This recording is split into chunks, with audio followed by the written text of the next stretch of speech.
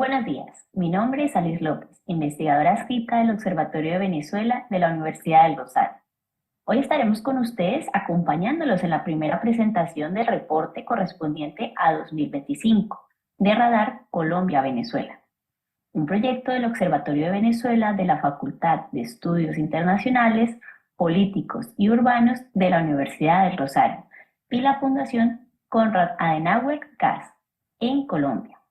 Compartiremos con ustedes en los próximos minutos este espacio de Radar Colombia-Venezuela a través de los canales de Facebook y YouTube del Observatorio de Venezuela de la Universidad del Rosario y de la CAS de Colombia. Extendemos un saludo a la profesora Francesca Ramos, vicedecana de la Facultad de Estudios Internacionales, Políticos y Urbanos de la Universidad del Rosario y directora del Observatorio de Venezuela, quien lidera el equipo de investigación de Radar Colombia-Venezuela, y a Harmon Rand, representante en Colombia de la Fundación Konrad Adenauer. Los invito a que compartan esta transmisión con el hashtag Radar Colombia-Venezuela y pueden seguirnos en nuestras cuentas de X e Instagram como @ob_urrosario y @cas_colombia. Hoy compartiremos con ustedes nuestro análisis de los principales hechos acaecidos en Venezuela y las relaciones colombo-venezolanas en los primeros 3 meses de 2025. En la segunda parte del programa entrevistaremos a Jorge Mantilla, quien es politólogo, doctorando en Criminología, Derecho y Justicia de la Universidad de Illinois de Chicago, sobre el Ejército de Liberación Nacional en Colombia. Iniciamos con Ronald Rodríguez, vocero del Observatorio de Venezuela y coordinador del Radar Colombia-Venezuela, quien nos comentará el editorial de nuestro primer reporte que lleva como título La soledad del Catatumbo. Adelante, Ronald.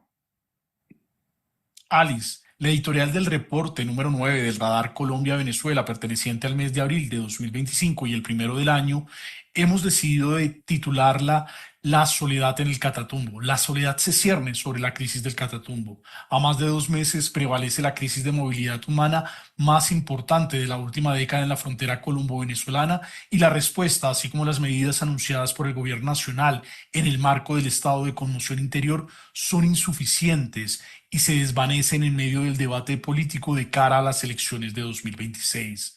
Más de 61.000 desplazados, 16.000 personas confinadas, 98 homicidios son los datos oficiales que entrega la Gobernación de Norte de Santander tras más de 2 meses de enfrentamientos entre el Frente 33 de las disidencias de las FARC con el ELN en el Catatumbo.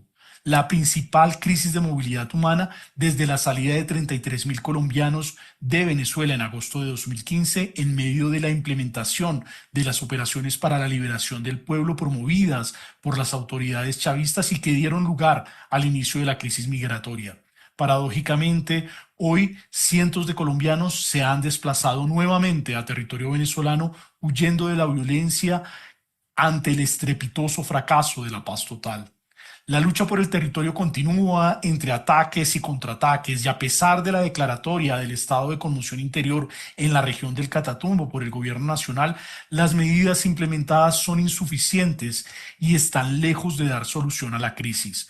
Los consejos de ministros convocados para abordar el tema y televisados por orden presidencial reflejan la incapacidad del gobierno nacional para responder a la situación, y gran parte de la respuesta humanitaria ha recaído en las autoridades locales y la sociedad civil.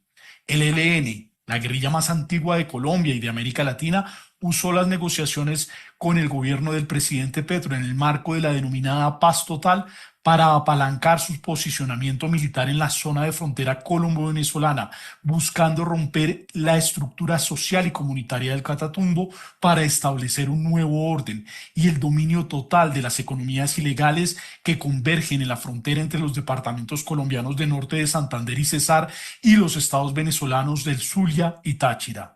La sistematicidad con la cual el ELN ha perseguido a los firmantes del acuerdo de 2016 es uno de los elementos más preocupantes y echa por tierra los pocos avances en materia de construcción de paz en la región, afectando cualquier negociación futura.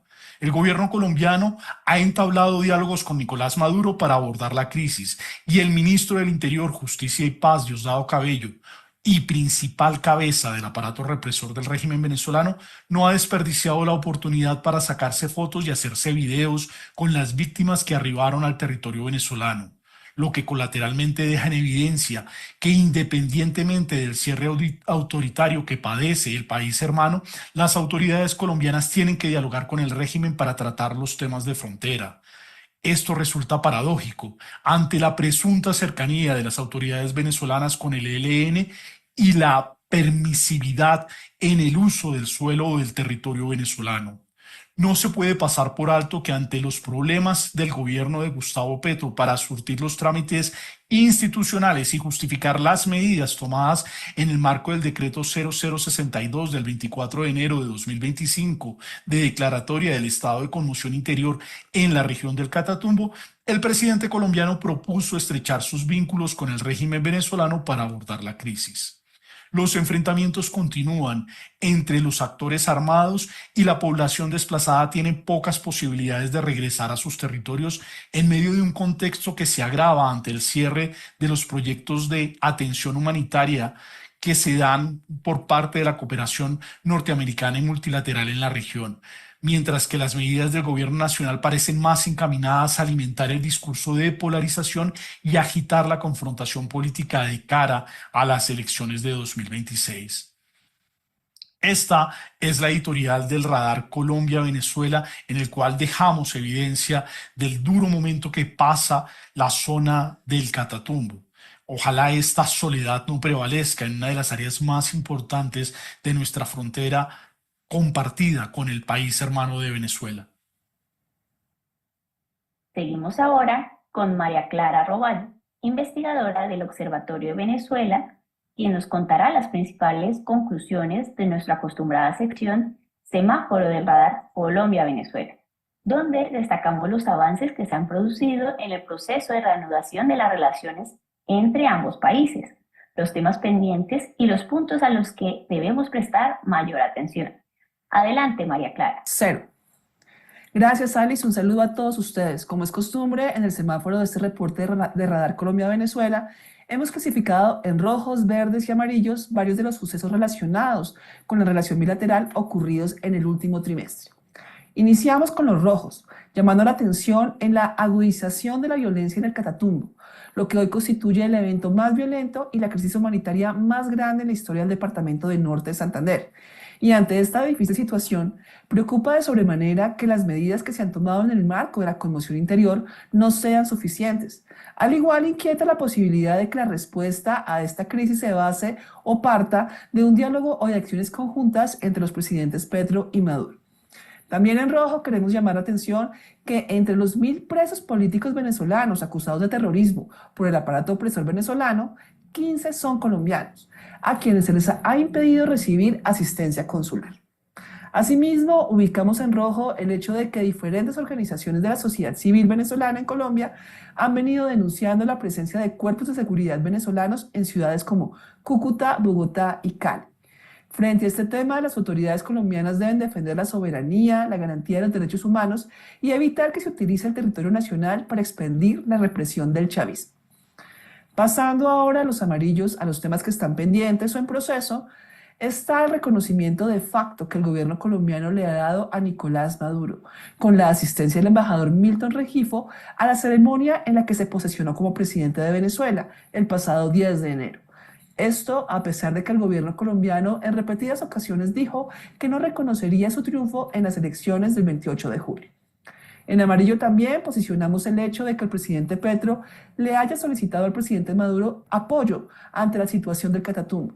Particularmente, esto no deja de generar inquietud ante la sabida cercanía del presidente venezolano con el ELN, una relación que pone en riesgo y que hace que el apoyo de Maduro no pueda ser efectivo y beneficie la cooperación binacional.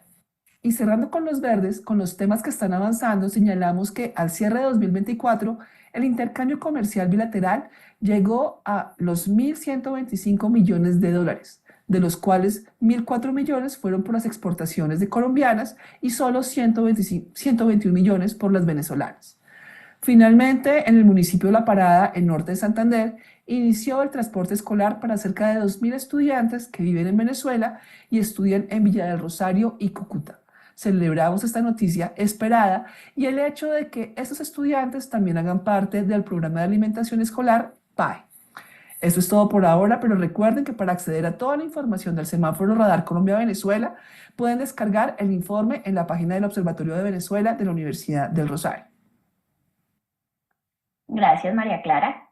A continuación, Chomi Las Heras, investigador adscrito del Observatorio de Venezuela e investigador principal del radar Colombia-Venezuela, nos hablará sobre el balance de comercio colombo-venezolano al cierre de 2024. Adelante, Chomi. Cero. Gracias, Alice. El intercambio comercial entre Colombia y Venezuela superó los $1.000 millones al cierre de 2024, un hito que se venía persiguiendo desde que en septiembre de 2022 se reanudaron las relaciones diplomáticas, comerciales y consulares entre ambos países. En 2024, el intercambio de mercancías y servicios colombo-venezolano se incrementó en 42% respecto a 2023, al pasar de $791 millones a $1.125 millones, según la información del DANE. El resultado de 2024, sin embargo, se mantiene por debajo del objetivo que se había propuesto el gobierno nacional para el año pasado, que estaba entre los 1.400 y 1.800 millones de dólares. También está muy lejos de las cifras alcanzadas entre 2004 y 2009, cuando llegó a superar los 7.000 millones.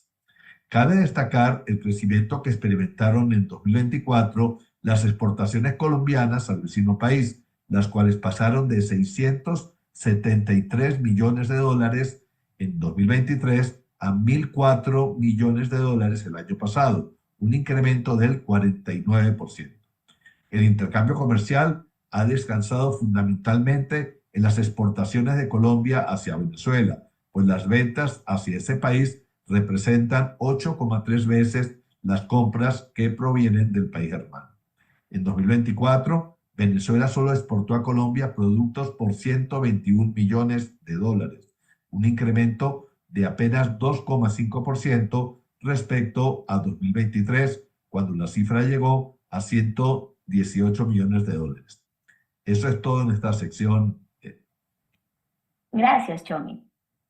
Seguidamente, María Clara Roballo nos hará una reseña sobre la situación en el Catatumbo, en el departamento del norte de Santander, especialmente sobre las cifras del desplazamiento en esta región como consecuencia a los enfrentamientos armados. Cuéntanos, María Clara. Cero. Alice, en esta sección retomamos cifras actualizadas del Registro Único de Víctimas, de la Unidad de Víctimas, cifras del DANE, y también analizamos los últimos reportes del Puesto de Mando Unificado del Catatumbo, que coordina la Gobernación de Norte de Santander. Esto con el objeto de presentar esa información de diferentes fuentes sobre la actual crisis humanitaria y de seguridad que vive la región del Catatumbo. Al 31 de enero de 2025, el Registro Único de Víctimas ha registrado 9.882.219 víctimas del conflicto armado colombiano, de los cuales el 76%, es decir, cerca de 8,8 millones de personas, han sufrido de desplazamiento forzoso. Recordemos que esta cifra de 9,9 millones engloba a las víctimas del conflicto armado que se han identificado a nivel nacional desde 1985 hasta hoy, como lo ordena la Ley 1448 de 2011. Antioquia es el departamento más afectado por el conflicto armado en Colombia, tanto en víctimas como víctimas de desplazamiento forzado. Le siguen Bolívar, Nariño, Valle del Cauca y Cauca. Por su parte, el norte de Santander se ubica en el 10º lugar de la tabla, con 409.098 víctimas reconocidas en el RUP. Entre ellas, el 87% han sufrido desplazamiento forzado, es decir, 356.390 personas. El 82% del total de los hechos victimizantes registrados en el departamento han ocurrido en la región del Catatumbo, la cual comprende el 50% del territorio y el 22% de la población total del departamento.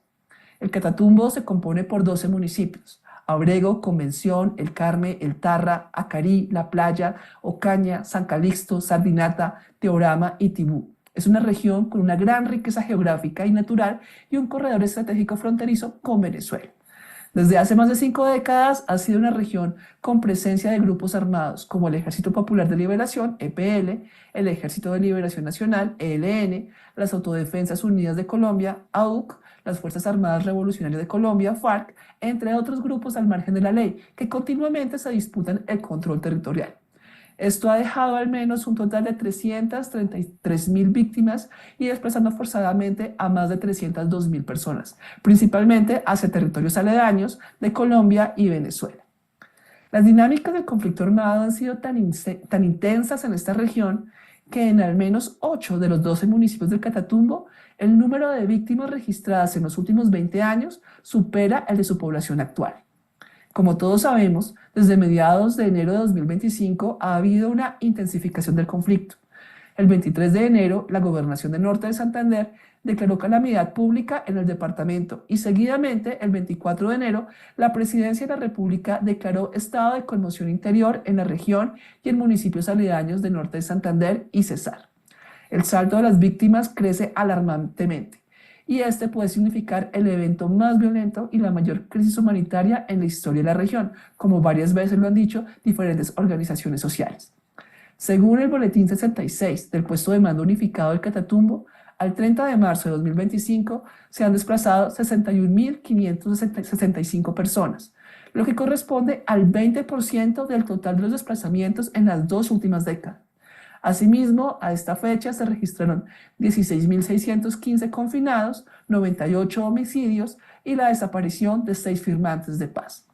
Luego de más de 2 meses de esta crítica situación, es urgente adelantar acciones estatales para lograr el cese inmediato de violencia sobre la población civil que habita en la región del Catatumbo y fortalecer la ayuda humanitaria.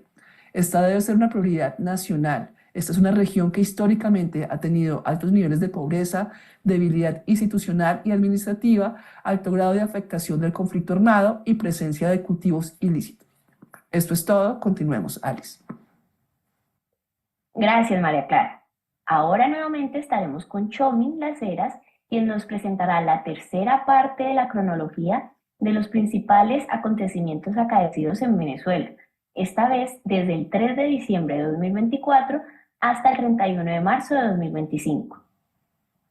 Sí, Alice, los acontecimientos acaecidos en los últimos 4 meses en Venezuela entre este país y los países con los que más se interrelaciona en uno u otro sentido han sido numerosos y de gran significado. El gobierno de Gustavo Petro ha mantenido una cierta relación tensa con el régimen de Nicolás Maduro, que se expresó claramente en diciembre de 2024 con el desconocimiento del triunfo del presidente venezolano en las pasadas elecciones presidenciales del 28 de julio de 2024, aunque este hecho se vio matizado con el envío del embajador en Caracas a su toma de posesión el pasado 10 de enero. Asimismo, Petro ha solicitado la liberación de los presos políticos en Venezuela, entre ellos más de 15 de nacionalidad colombiana, a quienes no se les ha permitido asistencia consular, habiéndose logrado hasta la fecha la liberación de solo 2 de sus connacionales. El 10 de enero tuvo lugar la toma de posesión de Nicolás Maduro para el periodo 2025-2031, evento que solo contó con la presencia de los presidentes de Cuba y Nicaragua y que recibió una fuerte reprobación de la mayoría de las democracias del mundo. La oposición de Venezuela dijo que comenzaría una nueva lucha tras lo que calificó como golpe de Estado de Maduro.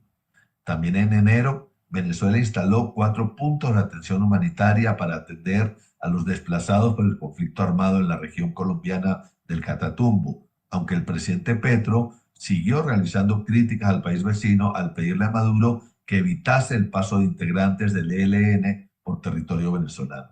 El mandatario colombiano también señaló en unas declaraciones sin mayores detalles que había una fuerza extranjera detrás del conflicto en el Catatumbo. En febrero, Migración Colombia anunció que la suspensión de la cooperación internacional por parte de Trump afectaría los mecanismos de regularización de venezolanos y el Ministerio de la Defensa venezolana aseguró que la Fuerza Armada desmanteló 17 campamentos irregulares en la región del Catatumbo en ese país. En Venezuela, el candidato ganador de las elecciones presidenciales, Edmundo González Urrutia, afirmó que la oposición no participará en las elecciones parlamentarias y de gobernadores convocadas para mayo de este año por falta de garantías. También Nicolás Maduro propuso la realización de una zona económica binacional entre Táchira y Zulia con el norte del Santander, propuesta que fue bien recibida por Gustavo Petro. El presidente venezolano planteó asimismo cambiar 80 artículos de la Constitución y dio 90 días a una comisión que él designó para elaborar el proyecto definitivo.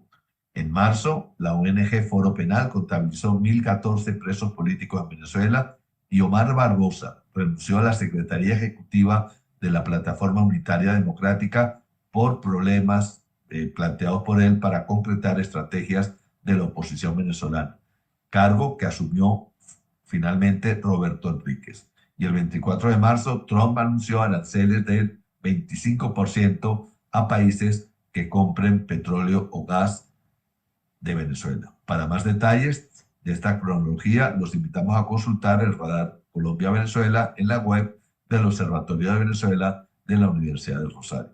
Eso es todo, Alice. Gracias, Chomin. Seguimos con nuestra acostumbrada entrevista. En esta ocasión, el equipo de Radar Colombia-Venezuela conversará con Jorge Mantilla, quien es politólogo, doctorando en Criminología, Derecho y Justicia de la Universidad de Illinois de Chicago. Ha trabajado como consultor para gobiernos locales y organizaciones internacionales en temas de conflicto armado, seguridad ciudadana y política de drogas. Con Jorge conversaremos sobre el grupo armado Ejército de Liberación Nacional y los actuales acontecimientos en el Catatumbo. Adelante, equipo. Nos encontramos con Jorge Mantilla en la entrevista del Radar Colombia-Venezuela. Jorge, iniciaría por preguntarte qué es el Ejército de Liberación Nacional, el ELN, hoy en día, sobre todo para un público colombo-venezolano que muchas veces no entiende con claridad qué es este grupo y sobre todo en la actualidad. Perfecto, pues el ELN durante los últimos 50 años ha sido la segunda guerrilla más importante en la historia del conflicto armado colombiano, tal vez después de las antiguas FARC, y desde la desmovilización de esta guerrilla en el proceso de paz desde 2016, pues se convirtió en la guerrilla más vieja del continente. El ELN ha pasado por diferentes etapas históricas y particularmente durante la última década uno podría decir que el ELN ha transitado hacia un grupo con dos características muy importantes. La primera de ellas es que ha transitado hacia un grupo de carácter binacional.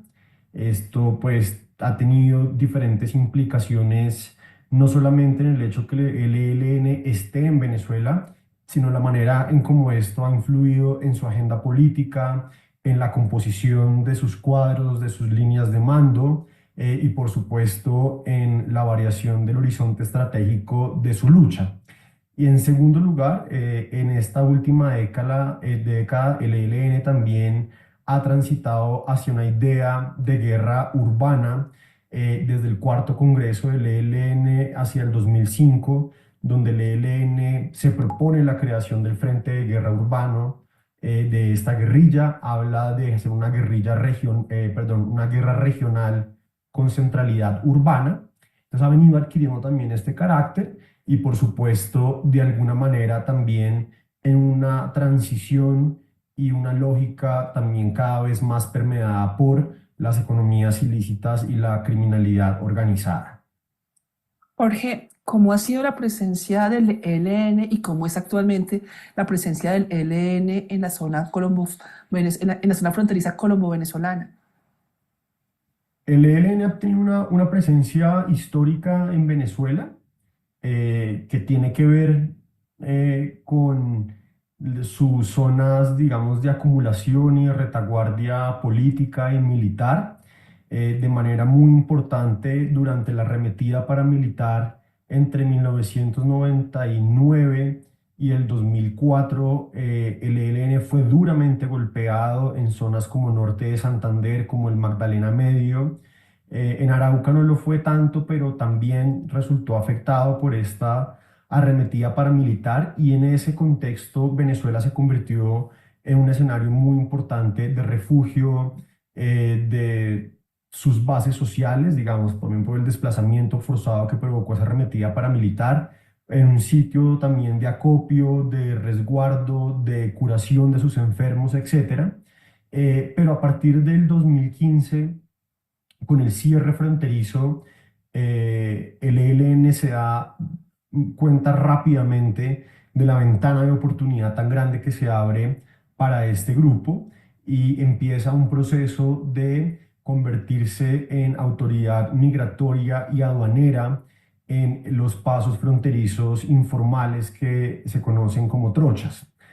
Allí el ELN desarrolla un esquema de gobernanza fronteriza que ha venido consolidando durante la última década con un relacionamiento muy particular con el régimen venezolano o con diferentes sectores del régimen venezolano. Y asimismo, pues hoy por hoy y con la reciente incursión armada en el Catatumbo, realmente el ELN se ha convertido en el actor determinante de la frontera colombo-venezolana. Jorge, hay otros actores armados con presencia en la frontera colombo-venezolana. ¿Qué grupos son estos y qué semejanzas y diferencias pueden tener con el ELN?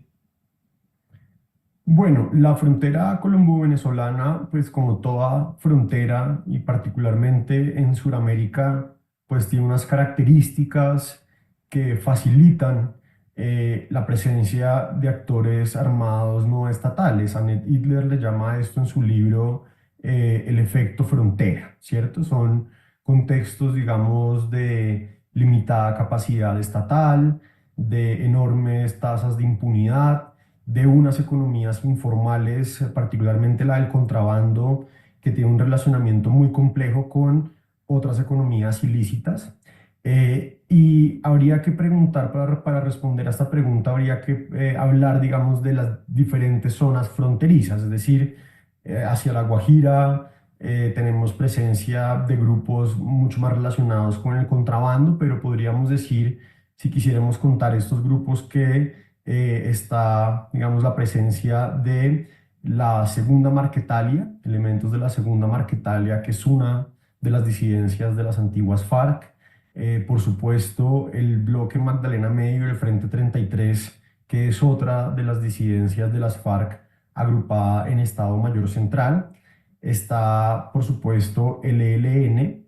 En otras partes, digamos, de fronteras más urbanas, como por ejemplo el caso de Cúcuta, hay unas bandas delincuenciales que tradicionalmente han tenido presencia en la zona fronteriza, muy especializadas, por ejemplo, en el tráfico de migrantes, como es el caso del Tren de Aragua, la AK-47, por ejemplo, recientemente con incidencia en la zona de Cúcuta, una zona en la que también tradicionalmente han estado los rastrojos, hoy autodenominados o cooptados por el Clan del Golfo o las autodefensas gaitanistas de Colombia.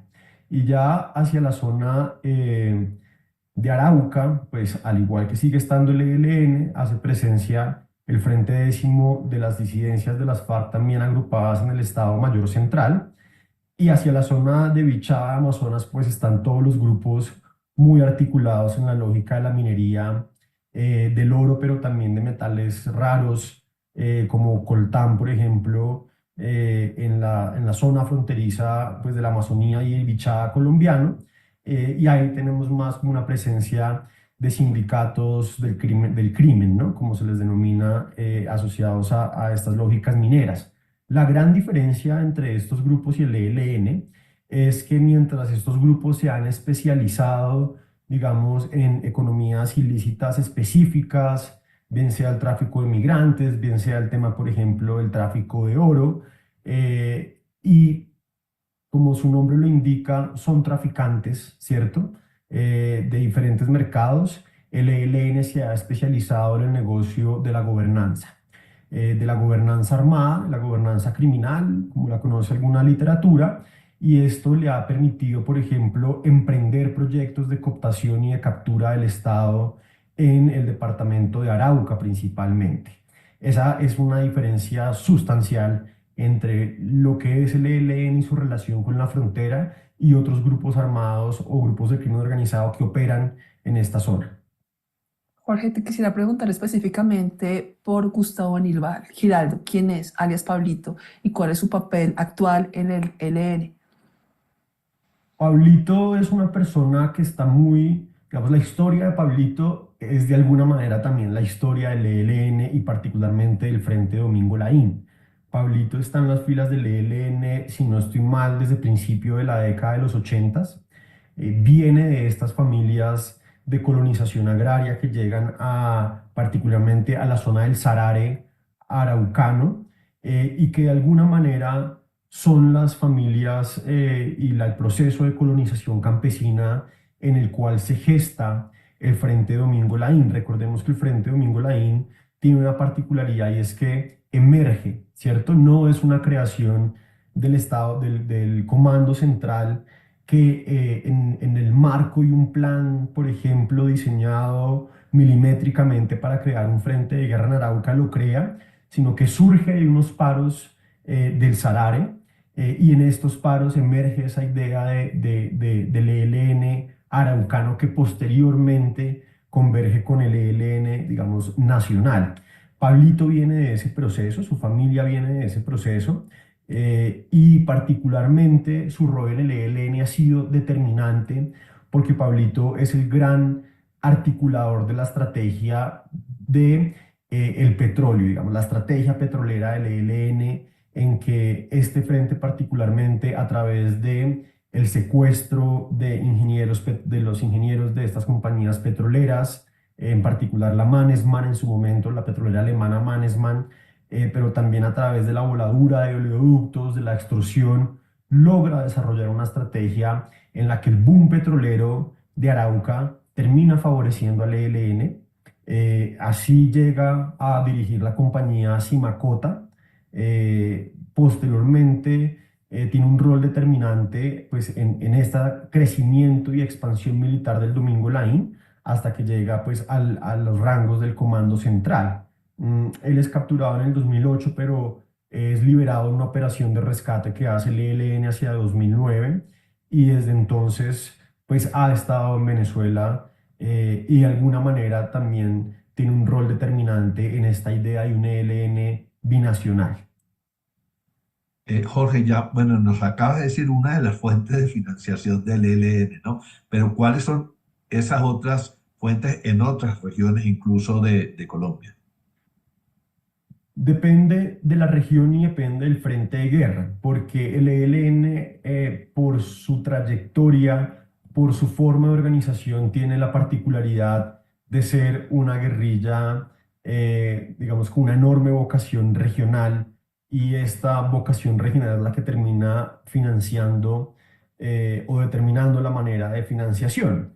Y eso representa, por ejemplo, en el caso, por ejemplo, de Catatumbo y Arauca, una paradoja, una contradicción aparente, y es el hecho que mientras en Catatumbo la economía cocalera hace parte fundamental del ejercicio de financiación del ELN, en Arauca el ELN se ha caracterizado por nunca querer asociarse con esa economía cocalera, porque tiene a disposición otras fuentes de financiación, como lo venía diciendo el caso del boom petrolero, pero hoy en día el ELN está metido en negocios de ganadería en esta zona. Esto está muy asociado con el tema de tráfico de carne o contrabando de carne, mejor, con la cooptación, por ejemplo, y la captura del Estado local, cuotas burocráticas, extorsión a la economía formal, mientras que en otras zonas del país, como por ejemplo sur de Bolívar, Chocó, es un ELN mucho más asociado a la historia de la minería del oro y fundamentalmente a esta minería ilícita. Entonces, recordemos que una de las orientaciones que ha mantenido el ELN siempre es la autonomía financiera de los frentes de guerra. Y eso hace que cada frente de guerra sea autónomo y responsable para poder desarrollar sus acumulaciones de capital financiero, igualmente sus formas de reclutamiento, sus interrelaciones con estas economías locales, salvo en el caso del Frente Domingo Laín, que por su riqueza y por su capacidad económica ha sido como el prestamista o el financiador de otros proyectos militares del ELN, particularmente el Frente de Guerra Urbano. Es un frente de guerra, digamos, hecho a imagen y semejanza en términos de financiación y en términos de autoridad a lo que es el Domingo Line. Jorge, ahora en estas dinámicas de negociación y antes de entrar a hablar de paz total, ¿cómo ha sido la experiencia histórica de negociar precisamente con el ELN? ¿Qué tan fácil ha sido? ¿Cómo ha sido llevar a este grupo a espacios de negociación? ¿Por qué no se ha logrado materializar la negociación con este grupo? La complejidad de la negociación con el ELN tiene que ver con dos factores. En primer lugar, el ELN diferencia muy claramente los diálogos de la negociación. Y los diálogos o sentarse a conversar ha sido, digamos, una herramienta que siempre ha hecho parte de la estrategia del ELN más ampliamente concebida. Por eso ellos hablan en sus congresos internos, en sus documentos internos sobre la diferencia entre diálogo y negociación. Dialogamos sobre paz, pero no negociamos, que también se refleja en los términos que usan, por ejemplo, para referirse a la desmovilización. Una de sus consignas, ni rendición ni entrega, está muy arraigada en el ADN político del ELN, pero también la diferenciación que hacen entre entrega de armas e inutilización de las armas, que es de lo que el ELN habla. Entonces, eso por supuesto diluye el horizonte de cualquier conversación con el ELN, porque el punto de llegada no necesariamente es la desmovilización y la entrega de armas, o lo que en la literatura se conoce como DDR, por ejemplo. Pero además también otra de las complejidades es lo diluida que de alguna manera es la agenda del ELN. Uno de los factores constantes en las negociaciones con el ELN es la falta de claridad sobre la agenda de negociación. Y esto tiene que ver no con que el ELN no tenga una agenda particular, sino que para ellos la agenda debe ser definida por la participación de la sociedad civil. Esa idea ha transitado por diferentes momentos históricos. Antiguamente el ELN hablaba de la Gran Convención Nacional, hoy en día se habla de otras instancias de participación de la sociedad civil, pero para el ELN la negociación de paz es una negociación a tres bandas, es decir, no solo entre el Estado y el grupo armado, sino entre el Estado, la sociedad civil como ellos la conciben, y el ELN. Por eso ha sido tan compleja la negociación, y porque cuando el ELN ha estado debilitado militarmente, ha buscado momentos más favorables en términos militares para sentarse a dialogar, pero ya cuando ha logrado momentos más favorables militarmente, pues los incentivos para dialogar en serio, digamos, para negociar una salida, una salida al conflicto y hacer una entrega de armas, pues esos incentivos, como en el caso actual, han desaparecido. Sí, Jorge, en el marco del proceso de paz total que ha venido impulsando el presidente Petro, ¿cuál es tu diagnóstico sobre el avance de las negociaciones con este grupo armado?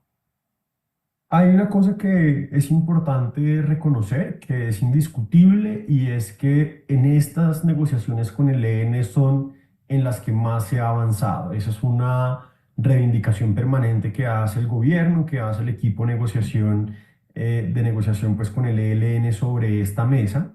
Se firmaron varios acuerdos, algunos de ellos relacionados con el tema de alivio humanitario. Entonces, eso es importante reconocerlo.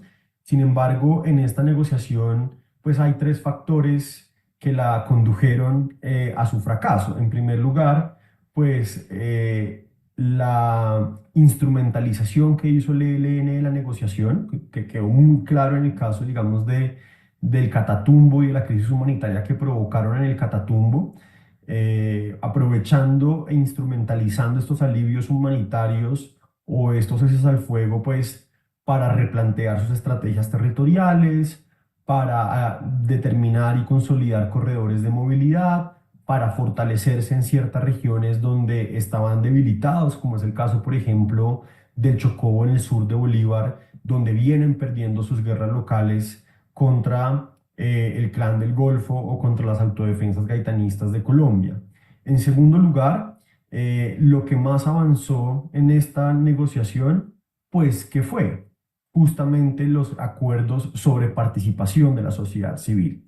Entonces, el ELN lo que hizo fue desarrollar un proselitismo armado a través de estas reuniones con sociedad civil que el gobierno le permitió hacer en diferentes partes del país, encuentros regionales, encuentros incluso en urbanos, acumuló políticamente, avanzó en la consolidación de una agenda política para el ELN, pero estos avances en lo humanitario y en la participación de la sociedad civil nunca correspondieron con los avances sustanciales en una mesa de negociación donde no se pudieron poner de acuerdo frente a temas tan importantes como el secuestro, por ejemplo, y la financiación a cambio de dejar de secuestrar, como el tema del reclutamiento forzado de menores.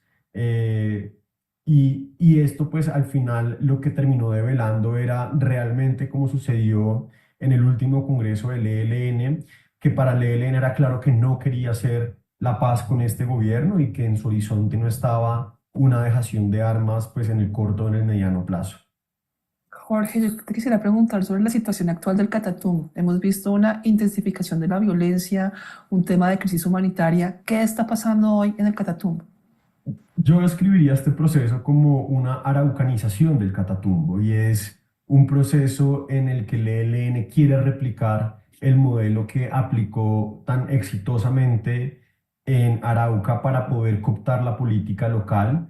Recordemos, por ejemplo, que varios exgobernadores de Arauca han sido procesados, investigados, judicializados en diferentes momentos por su cercanía con el ELN, por favorecer al ELN en contratos públicos. Está, por ejemplo, el caso vigente actual de la Unidad de Gestión del Riesgo, donde hay un capítulo específico sobre Arauca y el ELN. Lo que vemos en el Catatumbo permite intuir de alguna manera o anticipar esta idea de la araucanización del Catatumbo por la dimensión poblacional que ha tenido esta ofensiva, es decir, el desplazamiento de más de 60.000 personas en tan poco tiempo, los repertorios de violencia usados con ejecuciones, por ejemplo, públicas, con impedir que se recogieran los cadáveres de las veredas, con el destierro de familias enteras y particularmente de familias asociadas a líderes sociales, organizaciones sociales en específico, le permite a uno pensar que el planteamiento del ELN es un planteamiento de reconfigurar poblacionalmente el Catatumbo para poder desarrollar una hegemonía territorial que le permita al final tener un control no solamente de las economías ilícitas, sino también electoral en el mediano y en el largo plazo. Es decir, electoral me refiero tanto a nivel de alcaldías municipales, tanto a nivel de gobernaciones, tanto a nivel de toda la implementación de proyectos que están llegando al Catatumbo, como el Pacto Catatumbo, en el que has hablado más de 3.5 billones de pesos. Y creo que ese es el gran botín, digamos, que hay detrás de esto, en el que desde luego el ELN quiere ser un jugador importante en la manera en que en cómo el Estado llega a esta región, con la promesa, por supuesto, del otro lado, que es el Estado con unos decretos de excepción prometiendo que va a llegar al Catatumbo, que va a implementar proyectos de infraestructura en el Catatumbo, y el ELN quiere ser un intermediador entre la comunidad y el Estado en la implementación de esta oferta de bienes y servicios públicos. Jorge, te has referido al ELN como una organización armada binacional hoy en día, ¿verdad? Y has hecho algunas anotaciones al respecto. ¿Cómo ha sido y cómo es la relación de este grupo armado con las autoridades venezolanas? Yo no sabría a qué nivel son esas relaciones, digamos, a qué tan alto nivel son esas relaciones. No podría, digamos, comprobar que desde el alto gobierno a nivel de la presidencia de la República o los altos rangos del régimen venezolano están, digamos, aliados con el ELN. Yo creo que lo que hay es una simbiosis marcada por la estructura de oportunidad o la ventana de oportunidad que provoca tanto el cierre fronterizo del 2015 como los efectos no esperados del cerco diplomático que se implementa durante el gobierno Duque y esta idea aparentemente no tan descabellada de una intervención militar en Venezuela desde Colombia. Digo no tan descabellada porque ha sido una idea que efectivamente algunos sectores políticos, tanto en Colombia como en Venezuela, han considerado una de las cartas, digamos, sobre la mesa para para una posible transición venezolana. Estos dos elementos convergen y eso hace que en la dinámica fronteriza que estaba discutiendo, Venezuela se dé cuenta rápidamente del rol que podía jugar el ELN en una estrategia de defensa de la revolución, ¿cierto? Y hoy para el ELN, desde luego, la defensa de la revolución bolivariana es casi que un objetivo superior o más importante a la toma del poder en Colombia o a cualquier tipo, digamos, de revolución en Colombia. Por supuesto, ellos se conciben a sí mismos como una guerrilla continental en su narrativa y entonces tienen como esa afinidad también narrativa e ideológica. Pero la manera más clara en la que se operativiza ese relacionamiento es a través del protectorado del Táchira y la figura de Henry Bernal, particularmente a partir del 2017, si no estoy mal, cuando el régimen pierde las elecciones locales en el Táchira y otros dos estados configurando esta idea de los protectorados. A través de estas figuras, el ELN empieza a cumplir una función no solamente de defensa de la revolución bolivariana, sino también una función de gobernanza local, de movilización electoral o de movilización social a través de herramientas como el CLAP, herramientas como el Carné de la Patria y todas estas dinámicas, digamos, de control social que ha venido desarrollando el régimen pues a lo largo de todos estos años, pero también de domesticación de las economías ilícitas. Y recordemos que a través del protectorado y de los códigos del protectorado, es decir, una suerte de impuesto no formal que implementa el protectorado del Táchira, empiezan a tributar la economía del contrabando, es decir, paradójicamente, y esto un poco para que lo entienda la audiencia, a través de la figura del protectorado se terminan cobrando impuestos a economías ilícitas como economía del contrabando, para financiar al protectorado, porque recordemos que el protectorado se institucionaliza como una suerte de gobernación ad hoc en esas zonas donde gobernaba la oposición. Entonces, esas tres funciones son, por supuesto, combatir a los enemigos del régimen, y eso lo ha demostrado en las dos coyunturas de los escudos bolivarianos, como el régimen le ha denominado a estas grandes operaciones o ejercicios militares, pero es escudo bolivariano en el 2020, cuando se desarrolla la guerra contra los rastrojos en norte de Santander, que a mi manera de verlo, y si uno hace la genealogía de los eventos, es una operación conjunta entre el ELN y la Fuerza Armada Nacional Bolivariana contra los rastrojos, y posteriormente también lo replica en Arauca con la guerra contra las disidencias de las FARC, que el régimen termina delegando en el ELN y que esa guerra termina peleándose en territorio colombiano. Jorge, ya para finalizar, ¿cuál es la precisión que tienes de la participación de Venezuela como país garante en los procesos de paz de Colombia? Sabemos que fue fundamental para, en algunos momentos, incluso destrabar la negociación con el ELN, pero también hay cercanía de las autoridades venezolanas en procesos de acercamiento con las disidencias de las FARC. ¿Cómo ves ese papel? Bueno, pues técnicamente un país garante se supone que tiene la condición de ser un país neutral en los procesos de paz, digamos. Esa es como la definición del garante, es tener esa neutralidad para poder avanzar en el desarrollo de buenos oficios, para poder aportar en la construcción de confianza entre las partes, que es uno de los ejercicios, digamos, fundamentales de lo que al final hace un garante en un proceso de paz. Venezuela, desde luego, no es un país neutral, pero esto no quiere decir que su presencia y su rol en la negociación no sea determinante. Es decir, de alguna manera es claro que cualquier negociación con el ELN, por este carácter binacional que tiene que pasar por una conversación con el régimen venezolano. De alguna manera, casi que como una parte en esa negociación. Así lo consideraban, por ejemplo, en el gobierno Duque, cuando varios tomadores de decisiones decían negociar con el ELN es de alguna manera también negociar con el SEBIN venezolano, y eso, por supuesto, implica una complejidad enorme para una negociación de paz. Entonces, desde luego, creo que si bien la figura de garante no es la figura más apropiada porque lo que contribuye es a generar desconfianza, y al final termina siendo utilizado como un recurso de poder por parte del régimen, para sabotear el acuerdo, o mejor que el acuerdo, sabotear el proceso cuando quiera, o romperlo, o utilizarlo como un factor también de presión política en Colombia,